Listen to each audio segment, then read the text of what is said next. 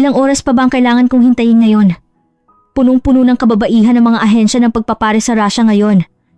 Ang kompetisyon ay nasa 80 laban sa 1. Kahit naswertihin ka at magkaroon ng introduksyon, baka masayang lang ang iyong oras. Ngunit isang araw, sinabi sa akin ng isang matalik na kaibigan, "Bakit hindi mo subukan ng Pilipinas?" Ang mga salitang iyon ang tuluyang nagpabago sa aking buhay. Ano ba talaga ang nangyari? Hayaan mong simulan ko ang aking kwento. Ang pangalan ko ay Polina. Ako ay 24 taong gulang at ipinanganak at lumaki sa St. Petersburg, Russia. Pagkatapos kong magtapos sa kolehiyo, nagsimula akong mag-isip tungkol sa pag-aasawa ng mas seryoso.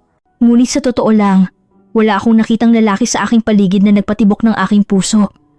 Karamihan sa kanila ay walang pananagutan o hindi seryoso. Nang magparehistro ako sa ahensya ng pagpapares na inirekomenda ng aking kaibigan, nakaranas ako ng isang nakakagulat na realidad. Maraming kababaihan mula sa Russia, Ukraine, Belarus, at iba pa ang nagparehistro, ngunit mga 80 lamang ang lalaking miyembro. Literal na 80 laban sa unang rate ng kompetisyon. Halos lahat ng lalaking ipinakilala sa akin ay mahigit 40 taong gulang na. Ilang beses ko silang nakita, ngunit hindi talaga gumalaw ang aking damdamin. Ang unang lalaking ipinakilala sa akin sa ahensya ay si Alexei. Siya ay isang 35 taong gulang na system engineer. Ngunit sa unang pagkikita pa lang, tinanong na niya ako tungkol sa aking mga konkretong plano sa kasal. Kailan tayo magpapakasal? Ilang anak ang gusto mong magkaroon? Sino ang gagawa ng gawaing bahay? Para bang nakikipagnegosasyon ako sa isang kontrata sa negosyo. Ang pangalawang lalaki, si Mikhail, ay mas masahol pa. Pagkaupo pa lang namin, tinanong niya kung marunong ako magluto at kung magaling ba akong maglinis. Kinumpirma niya rin kung handa akong tumira kasama ang kanyang ina. Siya ay isang tipikal na anak ni Nanay Mama's boy. Bukod pa rito, gusto niyang maghati kami sa bayad sa date Russian. Ngunit, umorder siya ng alak para sa sarili niya habang pilit akong pinainom lang ng tsaa. Ang pangatlong lalaki, si Dimitri, ay mukhang maganda noong una. Ang kanyang edad, 29, ay angkop at siya ay isang kawani ng gobyerno na may matatag na trabaho. Ngunit pagkatapos ng ilang pagkikita, nalaman ko na kasabay niya akong nakikipag-date sa 5 iba pang babae. Plano niyang palawakin ang kanyang mga pagpipilian at pagkatapos ay gumawa ng huling desisyon. Sa gitna ng mga karanasang ito, talagang nawalan ako ng pag-asa. Hindi ko inakala na ang ahensya ng pagpapares ay magiging isang lugar na walang puso, inhuman. Ayaw ko talaga sa kapaligiran kung saan itinuturing ang mga tao na parang produkto at ang tanging mahalaga ay ang pagsang-ayon sa mga kondisyon. Bukod pa rito, napakatindi ng kompetisyon na ang mga babae mismo ay nagbantayan at nagdududa sa isa't isa. Isang araw, sinabi sa akin ng aking matalik na kaibigan, si Alina, "Polina, bakit hindi mo subukan ng Pilipinas? Naririnig ko na maraming talagang mabubuting lalaki doon." Noong una, hindi ako sigurado. Halos wala akong alam tungkol sa Pilipinas. Ang alam ko lang ay ang tungkol sa mga drama at balita sa internet. Ipinakita sa akin ni Alina ang impormasyong nakita niya sa internet. Ito ay mga artikulo tungkol sa responsibilidad ng mga lalaking Pilipino sa kanilang pamilya at ang kanilang pagkamagalang. Sa kababaihan, iba talaga sila sa mga lalaking Ruso dahil sa kanilang kultura ng paggalang.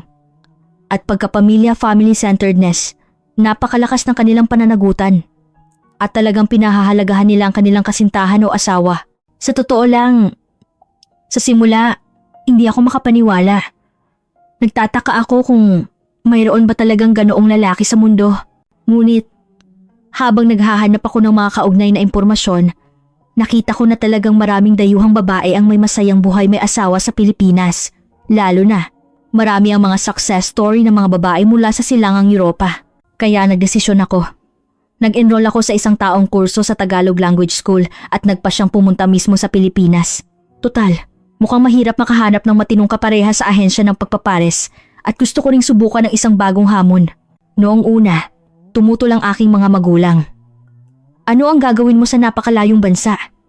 Paano ka mabubuhay kung hindi ka marunong magtagalog? Sobra silang nag-alala, lalo na ang aking ina, na pumigil sa akin at sinabing, "Marami namang mabubuting lalaking Ruso. Bakit kailangan pang magpunta sa ibang bansa?"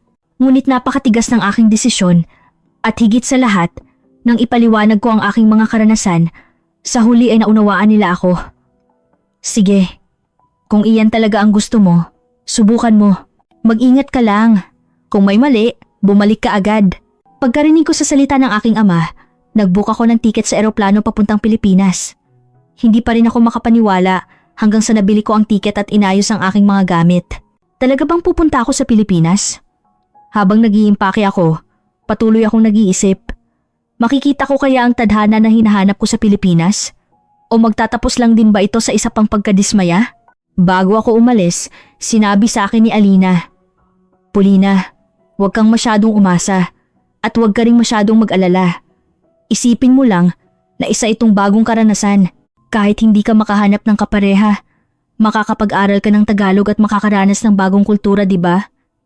Dahil sa paghihikayat ng aking kaibigan, gumaan ng kaunti ang aking loob nang dumating ako sa Ninoy Aquino International Airport.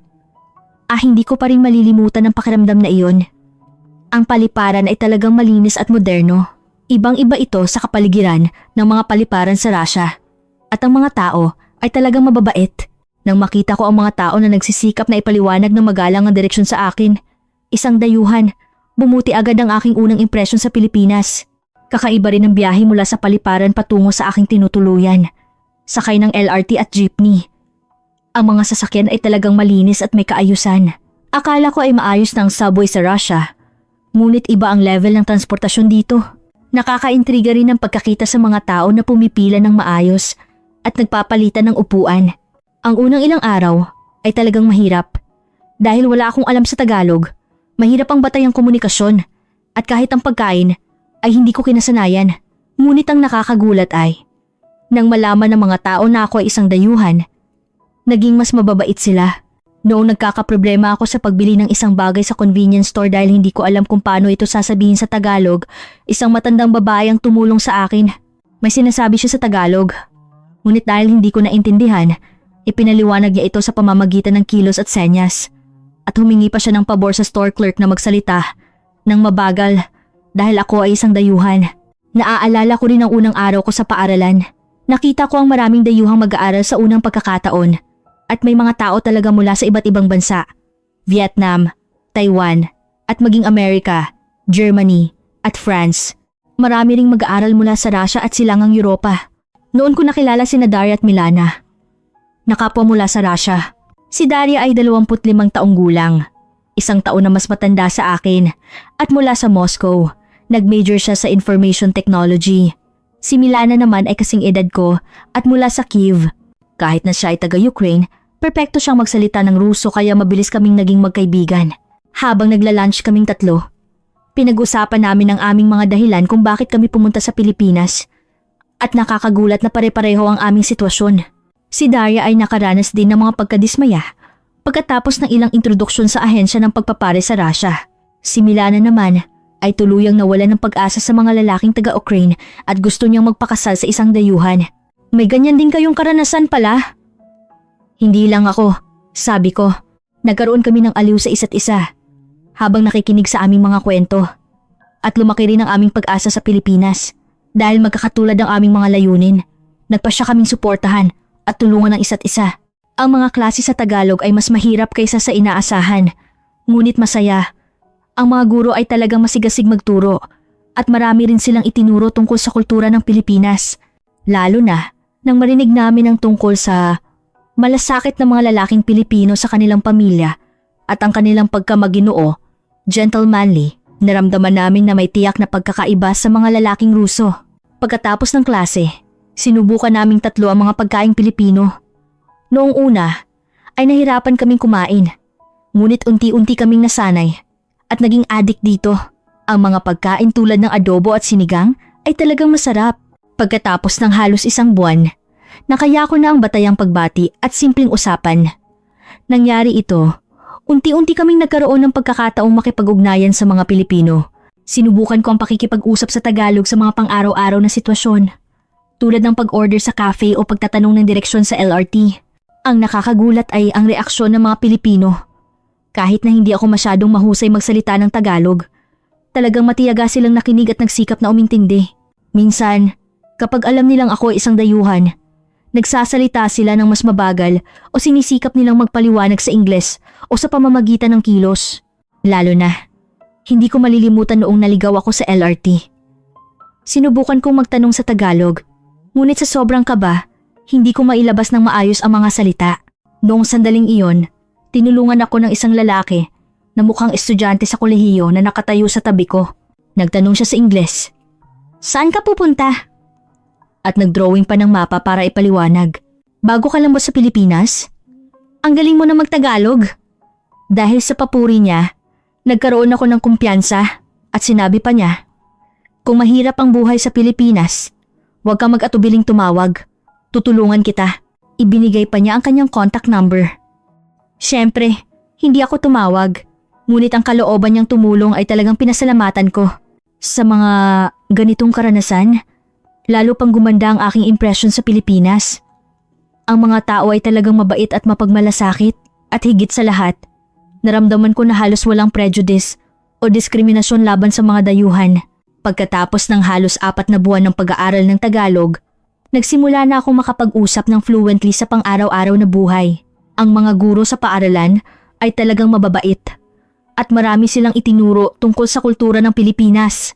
Lalo na habang natututo ako tungkol sa kultura ng pamilya sa Pilipinas at ang courtesy ng mga magkasintahan, naramdaman ko na may tiyak na pagkakaiba sa Russia. Ang mga lalaking Pilipino ay talagang pinahahalagahan ang kanilang kasintahan o asawa. Kahit sa date, inuuna nila ang babae at nagpapakita ng malasakit. At kapag nagpakasal sila, nagtatrabaho sila ng husto para sa pamilya. Ito ang ipinaliwanag ng aming guro. Sa tuwing naririnig ko ang mga kwentong ito, ikinukumpara ko sila sa mga lalaking nakilala ko sa Russia. Si Daria at Milana ay pareho ng iniisip. Mayroon ba talagang ganoong lalaki? Masyado kaming nakakarinig ng magagandang bagay na nagdududa na ako, sabi ni Milana, na kalahating nagbibiro at kalahating seryoso. Oo nga, puro perpektong kwento. Hindi natin alam kung ano ang totoo. Sagot ni Daria. Ngunit unti-unting nawala ang aming mga pagdududa dahil sa mga lalaking Pilipino na nakikita namin sa pang-araw-araw na buhay. Nang makita namin silang nagpapahiram ng upuan sa LRT, nagbubuhat ng mabibigat na bagahe at magalang na nagtuturo ng direksyon, naramdaman namin na talagang iba sila. Lalo na, isang araw na umuulan ng malakas. Lumabas kaming 3 mula sa paaralan na may payong. Kailangan naming tumakbo papunta sa jeepney stop, ngunit biglang lumapit ang isang lalaki at ipinahiram sa amin ang kanyang payong. "Mga estudyante ba kayo? Gamitin niyo na ang payong. Magta-taxi na lang ako." Gusto ko siyang pasalamatan at hingin ang kanyang contact number. Ngunit sinabi niya, "Ayos lang. Tumulong na lang kayo sa ibang tao sa susunod." At umalis siya. Talagang natouch ako noon. Nangyayari rin ang ganito sa Russia. Ngunit dito sa Pilipinas, parang madalas namin itong maranasan. Isang araw, nagbigay ng isang kawili-wiling mungkahi si Daria, isang kaibigan sa klase. "Polina, may kaibigan akong Pilipino na magpapakilala sa akin ng isang lalaki na may karanasan sa Russia. Gusto mo bang sumama?" Sa wakas, dumating na ang pagkakataon. Medyo kinabahan ako, ngunit isa rin ito sa mga dahilan kung bakit ako pumunta sa Pilipinas. Ang kaibigan ni Daria ay isang bata at babaeng guro ng Tagalog sa paaralan. May kaibigan ng boyfriend ko na nagtrabaho sa Russia. Talagang mabuting tao siya at naiintindihan niya ang kultura ng Russia. Kaya bakit hindi niyo subukan? Bago kami mag-schedule, nagkaroon kami ng war council kasama si Daria at Milana. Ano ang isusuot? Paano kami kikilos? Mahalaga ang unang impresyon, di ba? Nagtipon kaming 3, pumili ng damit at nag-isip ng mga paksa ng usapan. Huwag kang masyadong kabahan. Ang maging natural ang pinakamabuti. Payo ni Daria. Ang galing mo mag-Russian, kaya magiging madali ang usapan. Magandang pagkakataon nito. Dagdag ni Milana. Ang lugar na napagkasunduan namin ay isang cafe sa isang chic na bahagi ng Makati. Medyo maaga akong dumating at naghihintay nang pumasok ang 2 lalaking Pilipino. Ang isa ay matangkad at nakasuot at ang isa naman ay may mas casual na damit at mukhang ordinaryo. Pagkatapos ng introduksyon, ang lalaking nakasuot ay si Kian na may karanasan sa Russia. Talaga siyang mahusay mag-Russian at may malawak na kaalaman sa kultura ng Russia. Nagulat ako dahil alam niya rin ang tungkol sa mga pasyalan sa St. Petersburg, ang aking homeland. Ang St. Petersburg ay talagang magandang lungsod. Nakakamangha ang Hermitage Museum kahit ilang beses ka pang pumunta. At ang ganda rin ng night view ng Neva River. Nagulat ako sa fluent na Russian ni Kian at sa kanyang masiglang kwento ng karanasan. Ang lalaking kasama niya ay ipinakilala bilang si Raymond Ray Santos, isang ordinaryong empleyado ng korporasyon na nagtatrabaho sa isang malaking kumpanya. Sa simula, inakala ko lang siyang kaibigan ni Kian. Ang usapan ay kadalasan kay Kian, habang si Ray ay tahimik lang na nakikinig. Gaano katagal ka sa Pilipinas, Paulina? Tanong ni Kian. Isang taong kurso. Ngunit baka mas matagal pa depende sa sitwasyon, sagot ko. Kung ganon, huwag kang mag-atubiling tumawag kung kailangan mo ng tulong sa pag-adjust sa buhay sa Pilipinas. I-guide kita sa mga Russian restaurant kung namimiss mo ang pagkain ng Russia. Si Kian ay mukhang perpekto. Magaling mag-Russian, may magandang manner, at maalalahanin. Ngunit ang nakakapagtaka, hindi man lang gumalaw ang aking puso. Sa halip, medyo na-pressure ako. Sa kabilang banda, ang mga joke na paminsan-minsang ibinabato ni Ray na hindi gaanong nagsasalita at ang kanyang pagsisikap na natural na umintindi kapag hindi ako magaling magtagalog ay natural na umakit sa aking pansin. Sinubukan ni Kian na makipag-usap sa Russian. Ngunit si Ray ay nakinig hanggang sa huli sa aking simpleng Tagalog. Ano ang pinakapaborito mo sa lutuing Pilipino? Ito ay isang simpleng tanong mula kay Ray. Ngunit sa sandaling iyon, gumaan ang aking loob. Mas naramdaman ko ang init sa mabagal na Tagalog ni Ray kaysa sa perfect na delivery ni Kian. Pagkatapos ng unang pagkikita sa cafe, umuwi ako at patuloy na nag-isip. Hindi tungkol kay Kian, kundi nakakagulat tungkol kay Ray. Nang pag-isipan ko ng mabuti kung bakit, marahil ito ay dahil sa kasinsinan at naturalness na naramdaman ko mula kay Ray. Ikinuwento ko kina Dari at Milana ang aking mga impresyon sa unang pagkikita. Ganoon ba? Ang galing mag-Russian ng lalaki, di ba? Ayos yun. Tanong ni Milana na may pag-asa. Oo, sa tingin ko ay talagang mabuting tao siya. Ngunit nakakapagtaka, hindi gumalaw ang puso ko. Sagot ko. Paano yung isa? Yung kasama niya? Tanong ni Daria. Sa totoo lang, mas impressive siya. Konti lang ang sinasalita niya. Ngunit naramdaman ko na genuine siya. Nagulat silang dalawa sa aking sagot. Paulina, baka type mo yung ordinaryong lalaki kaysa sa perpekto? Sa pagsusuri ni Milana, tumango ako. Siguro nga, kapag masyadong perpekto, na-pressure ako. Bukod pa rito, parang hindi ko maramdaman ang kasinsinan. Pagkatapos ng ilang araw, tumawag si Kian. Nag-imbita siya na magkita kaming muli. Sumagot ako ng oo. Ngunit sa totoo lang, mas malaki ang pag-asa kong makita si Ray ulit. Kakaiba ito. Si Kian ang kadate ko, ngunit sa iba ang patungo ng aking puso. Ang pangalawang pagkikita ay, muli kaming tatlo. Nagpasya kaming magkita sa Mall of Asia MOA. By the way, napakaganda ng panahon. At marami kaming napag-usapan habang tinitingnan ang magandang tanawin ng Manila Bay. Si Kian ay patuloy na nagpakita ng malaking interes sa akin at nagpatuloy sa kanyang mga kwento ng alaala sa Russia. Naaalala ko ang pagpunta sa banya kasama ang mga kaibigang Ruso sa St. Petersburg. Talagang kakaibang karanasan. Ang mga kwento ni Kian ay talagang kawili-wili. Ngunit natural na napunta ang aking tingin kay Ray. Si Ray ay tahimik pa rin, ngunit tinulungan niya ako sa tamang oras. Kapag nahihirapan akong magpahayag sa Tagalog. Ano ang sasabihin ko sa Tagalog? Habang nag-iisip ako, tinanong ni Ray. Ito ba ang ibig mong sabihin? At nagkaroon siya ng sense of timing na ipaliwanag ito sa mas simpleng salita. Habang papalubog ang araw, naglakad kaming tatlo sa gilid ng baywalk. Kumpara sa Never River sa Russia, kumusta ang MOA? Napakaraming tulay, di ba? Tanong ni Kian. Noong sandaling iyon, tahimik na sinabi ni Ray sa akin, ang ganda ng sunset dito, di ba? Ang oras na ito ang paborito ko. Ito ay simpleng mga salita, ngunit sa sandaling iyon, naramdaman ko na may gumalaw sa aking puso. Mas tumago sa aking puso ang simpleng pagpapahayag ng damdamin ni Ray kaysa sa systematic na pagpapaliwanag ni Kian. Ang ganda talaga. Wala kaming ganitong tanawin sa Russia. Sagot ko at ngumiti. Habang pauwi sa LRT, sinabi ni Kian. Paulina, talagang masaya ako ngayon. Sa susunod, tayo na lang bang dalawa ang mag-date? Gusto kong magkaroon ng mas malalim na usapan. Siyempre, inasahan ko na mangyayari iyon. Ngunit nang marinig ko ang mga salitang iyon, naging komplikado ang aking nararamdaman. Sumagot ako ng oo. Ngunit sa isang sulok ng aking puso, malaki ang kalungkutan na hindi ko na makikita si Ray. At kasabay nito, naramdaman ko rin na nakokonsensya ako kay Kian. Alam kong mabuting tao siya. Ngunit bakit hindi gumagalaw ang aking puso? Noong gabing iyon, nag-isip ako ng husto sa aking kama. Ano ba talaga ang layunin ko sa pagpunta sa Pilipinas? Kung ang layunin ko ay makahanap ng talagang mabuting lalaki, hindi ba mas maganda ang mga kondisyon ni Kian? Magaling mag-Russian, mayaman sa karanasan sa ibang bansa, at may matatag na trabaho. Ngunit ang aking puso ay kay Ray. Ang kanyang simple na ngiti at ang kanyang pagsisikap na maging maalalahanin sa akin kahit na hindi siya masyadong nagsasalita ay patuloy na lumilitaw sa aking isipan. Lalo na, ang kanyang pagsisikap na natural na umintindi kapag nagkakamali ako sa Tagalog sa halip na tumawa o magtama agad ay talagang nakaka-touch.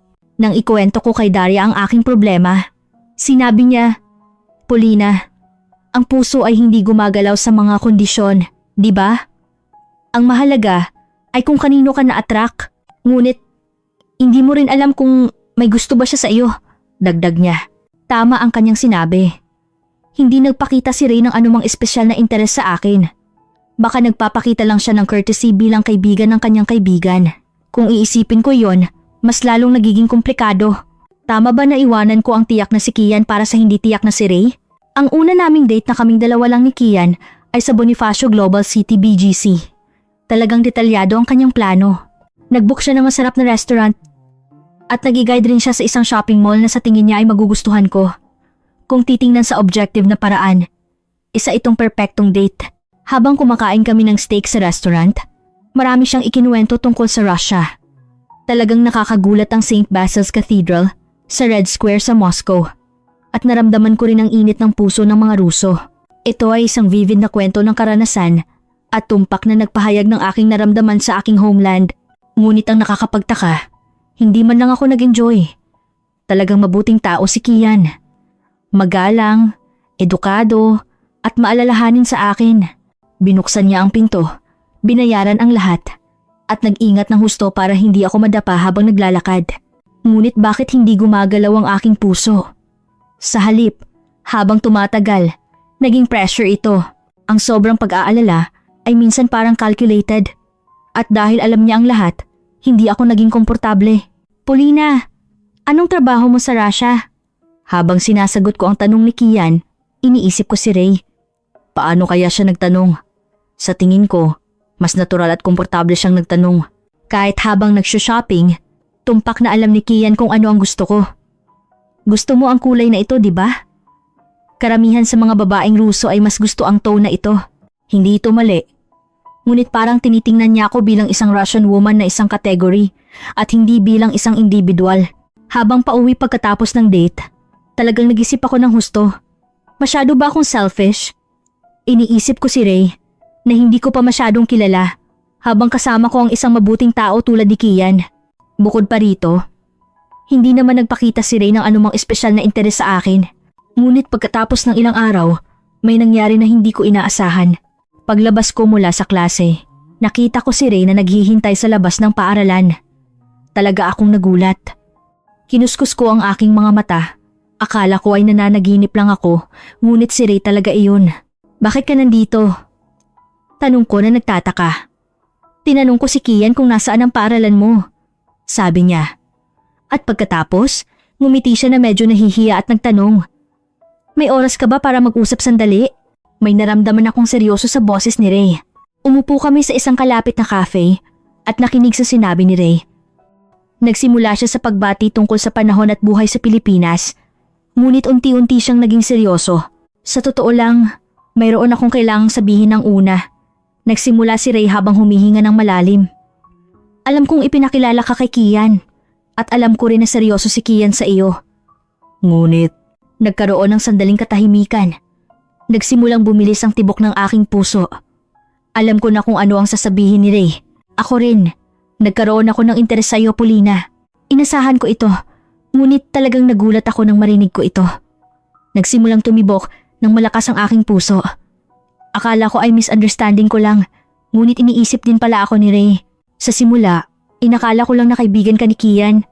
Ngunit habang nagkakasama tayo, naramdaman ko ang kasinsinan mo, Paulina. Ang pagsisikap mong makipagkomunikasyon ng husto kahit hindi ka magaling magtagalog at ang pagsisikap mong umintindi sa aming kultura ay talagang nakaka-impress. Habang nakikinig ako sa mga salita ni Ray, May naging tiyak sa aking puso. Hindi misunderstanding ang naramdaman ko. Iniisip din pala ako ni Ray sa espesyal na paraan, ngunit nag-alala rin siya tungkol sa relasyon kay Kian. Alam ko na seryoso si Kian sa'yo at hindi ko alam kung tama ba na magkaroon ako ng ganitong damdamin na iparating sa akin ng sinsero at totoong pag-aalala ni Ray. Noong sandaling iyon, naglakas loob din ako magsalita. Sa totoo lang, iniisip din kita, Ray. Talagang mabuting tao si Kian at may perpektong kondisyon. Ngunit ang puso ko ay kay Ray. Sa sandaling iyon, nakita ko na lumiwanag ang mukha ni Ray. Talaga? Hindi lang pala ako? Napabuntong hininga si Ray sa relief at nagpatuloy siya. Kung ganun, sa tingin ko ay kailangan nating makipag-usap kay Kian ng tapat. Hindi natin pwedeng dayain si Kian. At magkita tayong dalawa lang. Hindi iyon tama. Talagang mahirap sabihin ang katotohanan kay Kian. Kailangan naming magkita ni Ray kay Kian at ipaliwanag ang sitwasyon. Habang papunta sa lugar na pinagkasunduan namin, sinabi ni Ray, humihingi ako ng paumanhin kay Kian. Ngunit sa tingin ko ay tama na maging tapat tayo. Mas masasaktan siya kung malalaman niya sa huli. Nang makita namin si Kian sa cafe, nagbigay siya ng masiglang pagbati tulad ng dati. Paulina, Ray, kakaiba, magkasama kayong dalawa. Noong sandaling iyon, huminga ng malalim si Ray at nagsimulang magsalita. Kian, mayroon kaming kailangang sabihin kay Paulina.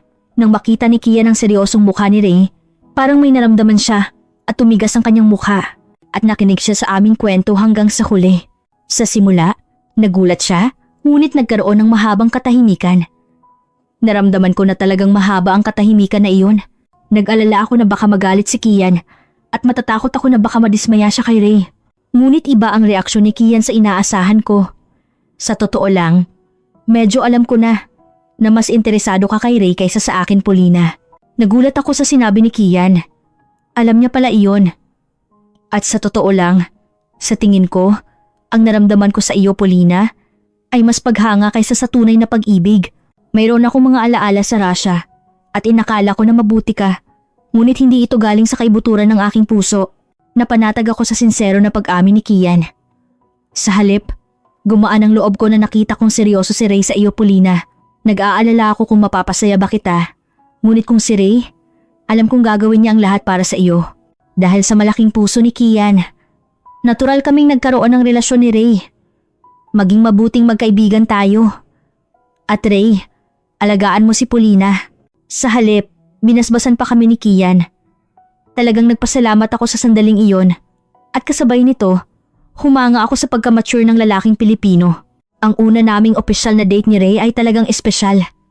Hindi kami pumunta sa isang magarbong lugar, kundi naglakad lang kami sa Luneta Park, ngunit talagang masaya ako. Si Ray ay nakangiti habang nakikinig sa aking simpleng Tagalog at dahan-dahan siyang nagsasalita para madali akong umintindi. Paulina, kumusta ang buhay sa Pilipinas? Wala ka bang pinagdadaanan? Naramdaman ko ang tunay na interes at pag-aalala sa tanong ni Ray. Kung ang mga tanong ni Kian ay formal, ang mga tanong ni Ray ay puno ng sinseridad na nagsisikap na maunawaan ang aking puso. Minsan, nalulungkot ako. Namimiss ko ang pamilya ko at nahihiya ako kapag mahirap ang Tagalog. Sa aking tapat na sagot, tumango si Ray. Kung ganoon, tumawag ka lang. Tutulong ako sa lahat ng makakaya ko. At talagang tinupad ni Ray ang kanyang pangako. Kahit nagkakaproblema ako sa homework sa Tagalog, tinulungan niya ako hanggang hating gabi. Kapag nalulungkot ako, naglaan siya ng oras sa gitna ng kanyang busy na schedule para lang makasama ako. Lalo na, naaalala ko noong nagkasakit ako. Hindi mo malalaman kung gaano kalaki ang lungkot kapag mag-isa kang may sakit. Noong sandaling iyon, nagdala si Ray ng lugaw Filipino rice porridge na siya mismo ang nagluto. Ang mga Pilipino ay kumakain ng lugaw kapag may sakit. Maganda ito para sa panunaw at sa katawan. Talaga akong natouch habang kumakain ng lugaw na may manok na niluto ni Ray. Masarap ito. Ngunit higit sa lahat, ang pag-aalala niya ang pinasalamatan ko. Sa Russia, umiinom kami ng borscht o mainit na tsaa kapag may sakit, ngunit ang lugaw ay bago sa akin. Masarap ba? Hindi ko alam kung nagawa ko ng maayos dahil ito ang una kong luto. Tanong ni Ray na may pag-aalala. Talagang masarap. Salamat. Sagot ko at talagang natuwa siya. Habang magkasama kami, marami rin akong natutunan tungkol sa kultura ng Pilipinas. Talagang detalyado ang pagpapaliwanag ni Ray sa akin tungkol sa tradisyon at modernong kultura ng Pilipinas. Hindi lang siya nagpaliwanag, kundi tinulungan niya rin akong direktang maranasan ito. Pumunta kami sa Divisoria o Quiapo ng magkasama at talagang kawili-wili ang kultura ng pamilihan sa Pilipinas. Ate, magkano po ito? Nang makita ko si Ray na nakikipagtawaran sa pamilihan, naramdaman ko ang pagiging tao ng mga Pilipino. Ang mga babae sa pamilihan ay mas mababait pa sa akin dahil alam nilang ako ay isang dayuhan. Taga-Russia ka? Ang ganda! Ipapares kita sa anak ko. Nang sagutin ni Ray ang biro ng babae ng, may girlfriend na po siya. Mas lalo siyang natawa. Ang galing mo namang makahuli ng lalaking Pilipino. Ang mga lalaki sa bansa namin ay maalalahanin. Ang mga sandaling iyon ay talagang mahalaga. Naranasan ko ang init ng mga Pilipino ng direkta at mas espesyal ito dahil kasama ko si Ray. Ang pagsisikap ni Ray na matuto ng Russian ay talagang cute. Kahit na hindi siya magaling mag-pronounce, patuloy siyang nag-practice at sinubukan niyang batiin ako sa simpleng Russian. Sa tuwing sinasabi niya ang private hello, napapangiti ako dahil cute siya. Nai-pronounce ko ba ng tama? Habang nag-aalala siyang nagtatanong, sumagot ako ng perpekto. Sa totoo lang, medyo awkward pa, ngunit ang kanyang pagsisikap ay talagang kaibig-ibig. Pagkatapos ng halos 5 buwan ng relasyon ni Ray, nagsimulang magkaroon ng nakakagulat na pagbabago. Napansin din ng mga kaibigan kong Ruso na kasama kong nag-aaral ang aking pagbabago. Nauna si Daria na nagsalita. Polina, mukha kang talagang masaya lately. Parang nagliliwanag ang mukha mo. May magandang nangyari, di ba? Ikinuwento ko ang aking kwento ni Ray ng detalyado. Ang nakakagulat na kwento na nakipagrelasyon ako sa kaibigan ng lalaking ipinakilala sa akin sa ahensya ng pagpapares. Hindi lang si Daria, kundi pati si Milana ay nagpakita ng malaking interes sa aking kwento. Nakakagulat talaga. Ibig sabihin, binitawan mo ang lalaking may perpektong kondisyon at pinili mo ang lalaking pinili ng iyong puso? Tanong ni Milana. Sumagot ako ng may paninindigan. Oo, noong una. Sinubukan kong maghanap ng lalaking may magandang kondisyon, ngunit ang talagang mahalaga ay hindi ang kondisyon kundi ang puso. At ang puso na nag-uunawa at nagmamalasakit sa isa't isa. Ang dalawang kaibigan ko ay talagang nainggit nang marinig nila ang aking mga salita. Makakahanap din kaya kami ng ganoong tao? Buntong hininga ni Daria. Noong sandaling iyon, may magandang ideya na pumasok sa aking isip. Maraming mabubuting kaibigan si Ray. Magpapakilala kaya ako? Nang sabihin ko kay Ray, talagang handa siyang tumulong. Maraming talagang mabubuting kaibigan sa akin. Kung gusto ni na Daria at Milana, i-arrange ko. Ngunit sa tingin ko, mas mabuti kung magkikita kayo ng natural para hindi kayo ma-pressure. Kaya nagplano kami ng double date. Ang una ay si Daria at si Kenneth Kanyap, isang kabatch ni Ray sa kolehiyo.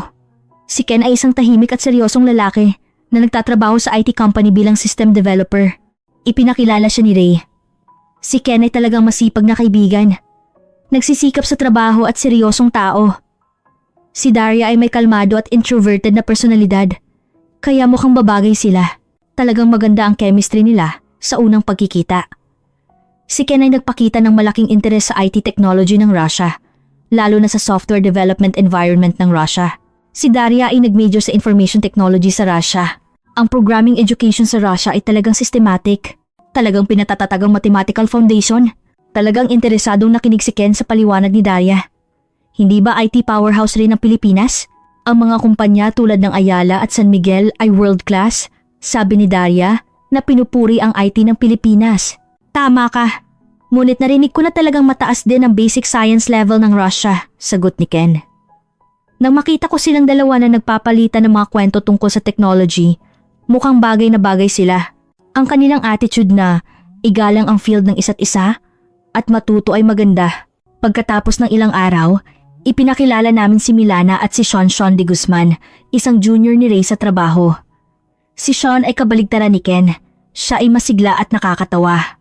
Sinabi niya na nagtatrabaho siya sa marketing department at talagang mahilig siyang makipag-usap at masayang kasama. Si Milana ay masigla at extroverted din, kaya mabilis silang naging malapit. Ipinakilala ni Sean kay Milana ang Filipino youth culture. Nakita mo na ba ang club sa BGC? Ang nightlife sa Pilipinas ay talagang masaya at kailangan mong subukan ang videoke. Talagang gusto ni Milana ang mga aktibong date na tulad nito. Wala kaming gaanong kultura na tulad nito sa Russia. May mga bar, ngunit walang tulad ng videoke. Gusto mo bang mag-videoke tayo ngayon? Nang mag-alok si Sean, talagang natuwa siya. Ang nakakagulat ay, ang lahat ng relasyon na ito ay hindi ginawa sa pamamagitan ng ahensya ng pagpapares o dating app, kundi natural sa pang-araw-araw na buhay. Kaming tatlo ay ilang beses nang ipinakilala sa Russia, ngunit hindi kami nakakita ng matinong kapareha. Ngunit sa Pilipinas, nakakita kami ng mabubuting tao ng natural.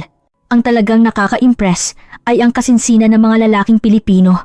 Sina Ray, Ken, at Shaun ay magkakaiba ang personalidad, ngunit mayroon silang common point. Iyon ay ang kanilang pagsisikap na intindihin kami mula sa puso. Si Ray ay nagsisikap na matuto ng Russian. Si Ken ay interesado sa Russian tech culture. At si Shaun ay masayang nag-i-guide kay Milana para maka-adjust sa kultura ng Pilipinas. Ang ganitong pag-aalala ay hindi namin naranasan sa Russia. Karamihan sa mga lalaking Ruso ay self-centered. Gusto nilang mag-adjust sa kanila ang kanilang girlfriend. At bihira silang matuto o magsikap para sa kanilang partner. Ngunit iba ang mga lalaking Pilipino. Polina, turuan mo akong magluto ng tradisyonal na pagkain ng Russia. Gusto ko ring subukan, sabi ni Ray. Sa tuwing naririnig ko ang ganitong mga salita, natatouch ako. Ang kanyang attitude na igalang at intindihin ng aking kultura ay talagang pinasalamatan ko. Si Ken naman ay sinabi kay Daria, "Ire-recommend mo sa akin ang mga aklat aralin sa programming ng Russia. Gusto kong matuto tungkol sa thinking process ng mga developer ng Russia." Si Sean naman ay sinabi na nag-aral siya tungkol sa Ukrainian folk dance para kay Milana. Nang makita namin ang ganitong attitude, ang aming pananaw sa Pilipinas at sa mga lalaking Pilipino ay tuluyang nagbago. Hindi lang ito isang bansang develop sa ekonomiya, kundi isang lugar kung saan buhay ang pag-aalala at paggalang sa pagitan ng mga tao. Habang lumilipas ang oras, ang aming tatlong couples ay naging seryoso sa kanilang relasyon. At ang nakakagulat na mga balita ay sunod-sunod na dumating. Nauna si Daria na na-propose ni Ken. Nangyari ito pagkatapos ng halos 5 buwan ng kanilang relasyon, ngunit sigurado silang dalawa. Polina, talagang masaya ako. Nararamdaman ko na seryoso si Ken sa akin. At tiyak ko na makakapagplano kami ng future ng magkasama. Nang magkwento si Daria na may luha sa kanyang mata, naiyak din ako. Ang paraan ng proposal ni Ken ay talagang romantiko. Naglalakad sila sa gilid ng Pasig River at bigla siyang lumuhod at sinabing, "Polina, simulan mo ang bagong buhay sa Pilipinas kasama ako." At nag-confess pa siya sa Russian. "Ya tebya, lublю, I love you." Na awkward ngunit sincero. Alam mo kung gaano kahirap si Ken mag-aral ng Russian, di ba? Narinig ko siyang nag-practice ng pronunciation ng palihim at talagang masipag siya. Naramdaman ko ang kasinsinan ni Ken sa salita ni Daria. Ang pangalawa ay sina Milana at Shaun na nag-anunsyo ng kanilang engagement. Iba ang paraan ng couple na ito. Pumunta si Shaun sa Ukraine para formal na bumati sa mga magulang ni Milana. Pumunta si Shaun sa Kyiv at bumati sa aking mga magulang. Nag-aral pa siya ng Ukrainian at sinabing, "Dobry den. Ako si Shaun." Talagang natouch ang tatay ko, sabi ni Milana na proud. At sinubukan niya rin ang aming traditional clothes. Ipakita ko sa iyo ang picture. Nang makita ko ang picture na ipinakita ni Milana, si Shaun ay nakasuot ng traditional Ukrainian clothes at nahihiyang nakangiti. Talagang cute siya. Talaga akong nagulat na makita ko ang lahat ng sitwasyon na ito. Hindi ko kailanman naisip na kaming tatlo ay makakahanap ng ganitong mabuting partner sa Pilipinas. Lalo na, ang problema sa kasal na napakahirap sa Russia ay natural na naresolba sa Pilipinas. Ngunit ang pinakanakakagulat ay iba. Nagsimulang maging sikat ang aming kwento sa mga Pilipino. Narinig ni Ray na ang kanyang mga kasamahan sa trabaho ay nagsabi na ang aming kwento ay talagang romantiko at naiinggit sila. Mahirap din ang dating sa Pilipinas ngayon at hindi madali na makakita ng partner ng natural at magpakasal. Sabi ng kasamahan ni Ray, nalaman ko na ang mga kabataan sa Pilipinas ay nakakaranas din ng hirap sa romance at marriage. Ang mas nakakagulat pa, nagsimulang magpakita ng interes ang mga babaeng Ruso na pumunta sa Pilipinas nang marinig nila ang aming kwento. Nang ikwento ni Daria sa kanyang mga kaibigan sa Moscow, ang kanilang reaksyon ay, "Mayroon ba talagang ganoong lalaki sa Pilipinas?" Nagsimula na ring mag-aral ng Tagalog ang kaibigan kong si Arina. At sinabi rin ni Ana na nagpaplano siyang mag-aral sa Pilipinas, sabi ni Daria. Talaga akong nagulat nang marinig ko ang salita ni Daria. Ang maliit na pagbabago na sinimulan namin ay unti-unting nakakaapekto sa maraming tao. May katulad na nangyari sa panig ni Milana. Ang mga kaibigan ko sa Kiev ay patuloy na nagtatanong tungkol sa mga lalaking Pilipino. Talaga bang mabuti? Paano sila makikita? Kaya nagpasya kaming i-compile ang aming mga advice tungkol sa pakikipagtagpo sa mga lalaking Pilipino para sa aming mga kaibigan sa Russia at Ukraine. Ang mga bagay tulad ng mindset na dapat dalhin sa Pilipinas at kung paano intindihin ang kultura ng Pilipinas. Ang pinakamahalaga ay, huwag kayong pumunta para tumingin sa mga kondisyon. Kailangan ninyong pumunta para hanapin ang tunay na pag-ibig. Ito ang bahagi na gusto kong emphasize ng husto. Alam ng mga lalaking Pilipino ang kasinsinan. Kung gagamit kayo ng calculated approach, mali iyon. At kailangan ninyong igalang at intindihin ang kultura ng Pilipinas. O huwag tayong magpumilit lang sa sarili nating kultura. Kailangan natin ng attitude na mag-adjust sa isa't isa. Dagdag ni Daria. Higit sa lahat, ang natural na pagkikita ang pinakamabuti. Mas totoo ang pagkikita na nagkataon lang sa pang-araw-araw na buhay kaysa sa pinilit na meeting. Tama rin ang advice ni Milana. Sa ganitong paraan, habang kumakalat ang aming karanasan sa maraming tao, naramdaman ko na nagkakaroon ng bagong connection sa pagitan ng Pilipinas at Russia. Ukraine. Kami ang gumaganap bilang tulay. Sa kabilang banda, mas lalong lumalim ang relasyon namin ni Ray. Nang makita namin na nagdesisyon ng magpakasal ang lahat ng aming kaibigan, natural na nagsimula kaming mag-usap tungkol sa future. Polina, seryoso na ba nating pag-iisipan ng pagpapakasal? Isang gabi, habang naglalakad kami sa Moa Bay Walk, maingat na sinabi ni Ray, sa totoo lang, iniisip ko rin iyon. Iniisip ko rin. Ngunit nag-aalala ako dahil ako ay Ruso. Nang i-open ko ang aking sincero na damdamin, hinigpitan ni Ray ang aking kamay. Hindi iyon problema. Sa halip, sa tingin ko, mas espesyal dahil pumunta ka sa Pilipinas mula sa Russia. At dahil sa iyo, Polina, nakakita ako ng mas malawak na mundo. Nang magsimulang maging konkreto ang usapan tungkol sa kasal ni Ray, maraming bagay ang sabay-sabay na nangyari. Una, nagkaroon ako ng pagkakataong formal na magtrabaho sa Pilipinas. Dahil sa pagbuti ng aking Tagalog at ang aking advantage na marunong ako ng Russian na Tagalog, may trading company na tumawag sa akin. Polina, naghahanap kami ng Russian Market Development Manager sa aming kumpanya. Alam mo ang local situation ng Russia at fluent ka sa Tagalog, kaya sa tingin ko ay perfect ka. Ano sa tingin mo? Ito ay isang alok na natanggap ko sa interview. Ang trabaho na ito ay talagang destined sa akin. Hindi lang ako pumunta sa Pilipinas para magpakasal, kundi nagkaroon din ako ng pagkakataong kilalanin ang aking professionalism at mag-contribute sa Filipino society. Talagang natutuwa si Ray. Talagang proud ako na may sarili kang trabaho sa Pilipinas, Polina. Isa ka ng Pilipino ng lubusan. Talaga akong masaya nang marinig ko ang salita ni Ray. Ngunit may mas nakakagulat pang naghihintay. Nang dumalo kami sa kasal ni Daria at Ken, maraming Pilipino ang nagpakita ng interes sa aming kwento. Ang mga middle-aged na babae ay pinuri kami. Ang mga manugang na babae mula sa Russia ay talagang masisipag at magaling mag-alaga. Ang mga kabataang babaeng Pilipino ngayon ay ayaw mag-alaga sa kanilang mother-in-law, ngunit ang mga babaeng Ruso ay talagang pinahahalagahan ng pamilya. Ito ang salita ng isang matandang babae.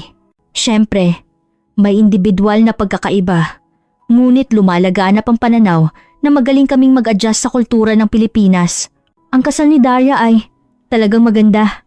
Ito ay isang unique na kasal kung saan nag-harmonize ang Filipino traditional ceremony at Russian blessings. Si Daria ay nakasuot ng Filipiniana dress at nagkaroon ng traditional pamanhikan bridal shower, pre-wedding ritual. At talagang maganda siya. Hindi ko inakala na ganito kaganda ang Filipiniana. Ibang-iba ang charm nito sa traditional Russian dress. Humanga si Daria habang nakatingin sa salamin. Ito ay ang Filipiniana na pinili mismo ng nanay ni Ken. At ito ay isang maliit ngunit sinsero na pag-aalala. Ang paghahanda sa kasal ni Milana ay kasabay na rin. Kasama si Sean, bumibiyahe sila sa Ukraine at Pilipinas para bumati sa lahat ng pamilya. Pupunta ang mga magulang ni Sean sa Ukraine. Talagang nakaka-touch, sabi ni Milana. Nang makita ko ang ganitong mga scenes, mas konkreto kong naisip ang tungkol sa aking kasal ni Ray. At sa wakas, formal na nag-propose si Ray. Ang lugar ay ang cafe kung saan kami nagkita sa unang pagkakataon. Polina, gusto kong magsalita sa lugar kung saan tayo unang nagkita. Kinakabahan na nagsimula si Ray. Ang oras na kasama kita, Polina, ang pinakamasayang oras sa buhay ko. Dahil sa iyo, Polina, nalaman ko kung ano ang pag-ibig at naging mas mabuting tao ako. Kinuha ni Ray ang singsing at sinabi, Polina, magpakasal ka sa akin. Pasasayahin kita habang buhay. Talaga akong umiyak sa sandaling iyon. Ito ang sandali kung saan ang lahat ng pinangarap ko nang pumunta ako sa Pilipinas ay naging totoo. Opo, gusto ko. Sa aking sagot, nagpalakpakan pa ang ibang mga customer sa cafe. Ito ay isang talagang nakakatouch na sandali. Nang i-report ko ang balitang ito sa aking mga magulang sa Russia, noong una, nag-alala sila ng husto. Kung magpakasal ka sa napakalayong bansa, kailan ka namin makikita? Umiyak ang aking ina. Ngunit nang ipadala namin ang video ni Ray na direktang bumabati sa Russian, nagbukas ang kanilang puso. Я хотела by познайомитися з вами. Gusto ko kayong makilala. Sabi ni Ray sa awkward ngunit sincero na Russian. At talagang na-touch sila. Nararamdaman namin na talagang mahal niya ang aming anak. At nalaman namin na ang Pilipinas ay talagang mabuting bansa. Talaga akong masaya nang kilalanin ng aking ama si Ray. Habang naghahanda kami sa kasal, naramdaman ko na para akong naging lubusang ibang tao. Nang pumunta ako sa Pilipinas, simpleng naghanap lang ako ng magandang mapapangasawa. Ngunit ngayon, ako ay isang babae na may sariling trabaho sa Pilipinas. Nakakita ng tunay na pag-ibig at bumubuo ng bagong pamilya. Higit sa lahat, talagang nakakagulat na kaming tatlong magkakaibigan ay nakakita ng kaligayahan sa Pilipinas sa magkakaibang paraan. Si Daria ay nakakita ng matatag at intelektual na partner. Si Milana ay nakakita ng masigla at masayang partner. At ako ay nakakita ng seryoso at mainit na partner.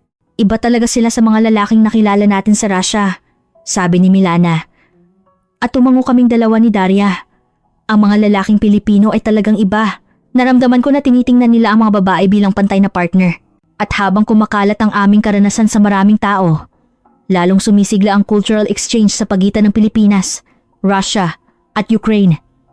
Kami ang gumaganap bilang tulay. Sa wakas, papalapit na ang araw ng kasal. Nagpasya kaming magkaroon ng Filipino traditional pamanhikan at modern ceremony ng magkasama. Pumunta ang aking mga magulang at kaibigan mula sa Russia at dumalo rin ang lahat ng pamilya at kaibigan ni Ray mula sa Pilipinas. Noong gabi bago ang kasal, nagkaroon kami ng oras para balikan ang isang taon na iyon kasama sina Daria at Milana. Parang panaginip lang. Sino ang mag-aakala na magkakaroon tayong lahat ng masayang kasal na tulad nito? Sabi ni Daria na malalim ang iniisip. Ilang beses tayong ipinakilala sa Russia, ngunit hindi tayo nakakita ng matinong tao. Ngunit sa Pilipinas, natural tayong nakakita. Nagulat din si Milana. Higit sa lahat, ang pinakaswerte ay nakakita tayo ng mga tao na nagmamahal at gumagalang sa atin mula sa puso. Sabi ko, at kaming tatlo ay lumuluha. Sa araw ng kasal, maraming tao ang dumating para bumati. Lalo na, ang scene kung saan binasbasan ng mga Pilipino ang aming international marriage ay nakakatouch. Salamat dahil may mabuting manugang na dumating sa Pilipinas, sabi ng mga matatandang tao. At umiyak ako. Ang sandali kung saan ako bumati sa pamilya ni Ray habang nakasuot ng Filipiniana ay lalo na hindi ko malilimutan. Naging anak ka na namin, sabi ng nanay ni Ray habang lumuluha, at naiyak din ako. Polina, naghirap ka dahil galing ka sa malayo, di ba? Simula ngayon, pamilya na tayo, kaya maging komportable ka. Dahil sa mainit na salita ng nanay ni Ray, naramdaman ko na ang Pilipinas ay naging pangalawang homeland ko. Ang aking mga magulang mula sa Russia ay lubusang na-touch sa kultura ng kasal sa Pilipinas. Ang kultura na ito na talagang nagpapahalaga sa pamilya. Napanatag ang loob namin dahil nagpakasal ka sa mabuting bansa. Pagkatapos ng kasal, nag-honeymoon kami sa Palawan at doon marami kaming nakitang foreigner couples. Lalo na, mas marami pa sa inaasahan ko ang mga dayuhang babae na nagpakasal sa lalaking Pilipino. Dumarami talaga ang ganitong international marriage ngayon. Lalo na, ang kasal sa mga babae mula sa silangang Europa ay dumarami, sabi ng isang staff ng hotel. Pagbalik namin mula sa honeymoon, nagsimula ang opisyal na buhay namin sa Pilipinas. Ang trabaho sa kumpanya ay talagang kawili-wili. Ang aking language skills at cultural understanding ay talagang kapakipakinabang habang naghahandle ako ng trade operations sa mga kumpanya ng Russia. Dahil sa iyo, Polina, naging maayos talaga ang kontrata namin sa mga kumpanya ng Russia. Naipapaliwanag mo nang maayos ang cultural differences Kaya wala kaming misunderstanding, proud ako sa tuwing pinupuri ako ng aking boss. At higit sa lahat, ang aming buhay may asawa ni Ray ay talagang masaya. Lumaki kami sa magkaibang kultura, ngunit kinikilala at iginagalang namin ang pagkakaiba na iyon habang bumubuo kami ng bagong family culture. Magluluto ba tayo ng borscht ngayon o sinigang? Ang mga simpleng choices na ito ay may espesyal na kahulugan sa amin. Ito ang sandali kung saan natural na nag-harmonize ang kultura ng Russia at Pilipinas. Pagkatapos ng isang taon, may nakakagulat kaming narinig. Habang ini-feature ang aming kwento sa ilang media sa Pilipinas, dumami talaga ang mga babaeng Ruso na gustong pumunta sa Pilipinas. Paulina, ang mga babaeng Ruso na nagsimulang mag-aral ng Tagalog dahil sa kwento ninyo ay umabot na sa daan-daan, sabi ng guro sa paaralan. Ang mas nakakagulat pa, sunod-sunod na lumilitaw ang mga success story na katulad namin. Dumarami ang mga dayuhang babae na nagsasaya sa kasal pagkatapos makakita ng mabuting partner habang nag-aaral sa Pilipinas. Kahit sa Russia, kinikilala na ang Pilipinas bilang isang talagang mabuting bansa para maghanap ng mapapangasawa. Hindi bilang isang economic opportunity, kundi bilang isang lugar kung saan matatagpuan ang tunay na pag-ibig, sabi ng staff sa Russian Embassy.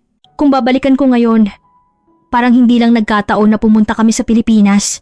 Ito ay naging isang tulay para sa mga tao mula sa magkaibang kultura na magkita, makakita ng tunay na pag-ibig at mag-promote ng unawaan at exchange sa pagitan ng dalawang bansa sa proseso. Paulina, tama talaga na pumunta tayo sa Pilipinas, sabi ni Daria habang nakikita ang kanyang anak na masayang naglalaro. Oo nga, parang nakita ko ang tunay na buhay ko dito, sagot ni Milana. Pareho ang iniisip ko. Hindi lang mabuting asawa ang nakita ko sa Pilipinas. Ito ay bagong buhay, bagong pangarap at tunay na kaligayahan. Ray, salamat. At nagpapasalamat din ako sa tadhana na nagdala sa akin sa Pilipinas. Nang sabihin ko ito kay Ray isang gabi, sumagot siya. Ako ang dapat magpasalamat. Dahil sa iyo, Paulina, nalaman ko kung ano ang tunay na pag-ibig. Ngayon, tiyak ko na. Ang tunay na pag-ibig ay hindi matatagpuan sa kondisyon o kalkulasyon, kundi natural itong dumarating kapag nagkita ang kasinsinan at puso. At ang Pilipinas sa isang bansa kung saan nag-uugnay ang kasinsinan na iyon. Gusto kong sabihin sa lahat ng nakikinig sa aming kwento. Ang pag-ibig ay lumalampas sa hangganan at ang kasinsinan ay lumalampas sa hadlang ng wika.